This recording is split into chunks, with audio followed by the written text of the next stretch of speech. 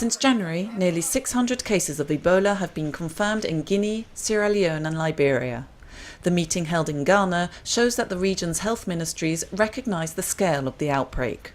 Working in all three affected countries, MSF hopes that this awareness will convert into concrete action because the outbreak is far from under control. The teams in Gekedu in Guinea have treated 130 patients and 31 have recovered, like this young boy. He's better now. We've just told him that the test results are confirmed. He's negative. So now he'll go for his last disinfection shower and then we'll take him back to his village. Communication is key to combating Ebola, as fear and stigmatization must not prevent the sick from going to health centres. Each time a recovered patient returns home is an opportunity to raise awareness among the community. The sooner a patient receives treatment, the greater the chances of survival.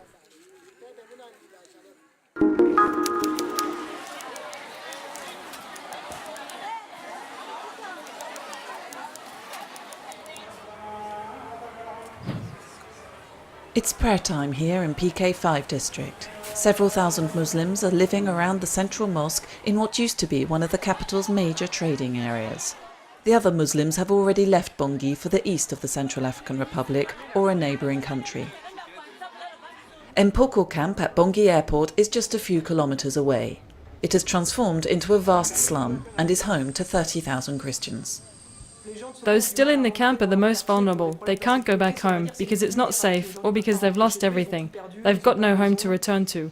They're the poorest people and the camp is becoming a slum. 90% of Muslims in the west of the country have fled abroad. Those still in the Central African Republic are trapped in enclaves like this church compound in Kano, where close to 1,000 people have taken refuge. Protected by African Union soldiers, they are right in the middle of the town, which is held by the mainly Christian self-defense militia Anti-Balaka. Anyone leaving the church risks being attacked. If peace returns, we can go home, but there's nothing left. Our homes are destroyed. Everything's been smashed or stolen. MSF is running health clinics in places like Kano, PK5 and Mpoko to assist the thousands of displaced who find themselves even more vulnerable to malaria, diarrhea and respiratory infections now that it's the rainy season.